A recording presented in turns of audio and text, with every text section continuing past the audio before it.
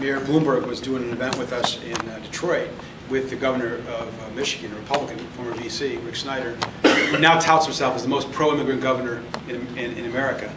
And Mayor Bloomberg repeated what he said on ABC News on a Sunday morning show. He said, Detroit should welcome all immigrants to come in, and they should do homesteading.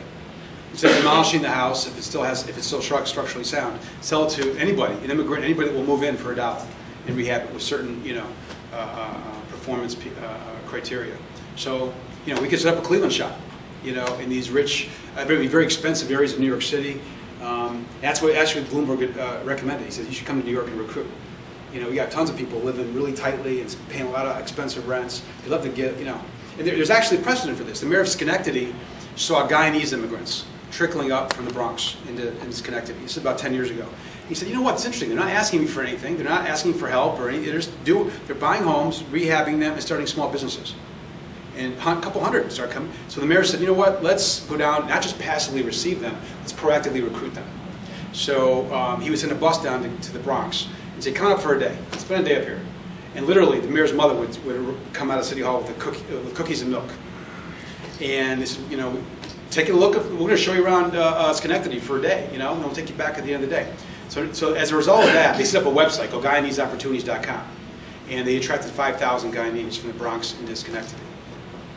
So there's a lot of things we can do. On refugee attraction, we attract a minuscule number of refugees, partly because we don't have a community conversation around building infrastructure to welcome and resettle refugees.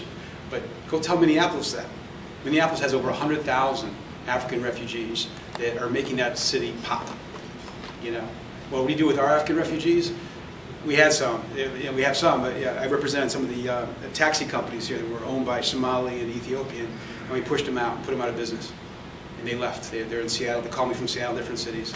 And then when I was advising, some of the City Hall folks, I said, hey, it's not just about helping these folks, allowing them to compete in a free market in Cleveland. It's about really these are the bees that are coming in first. If they like their experience here, they'll tell the world. Well, what do? We treat them like crap. Not only that, the AP story that ran around the world around that time, right before that, the AP story was Cleveland International Hopkins tickets taxi drivers for praying outside their cab. They're Muslim.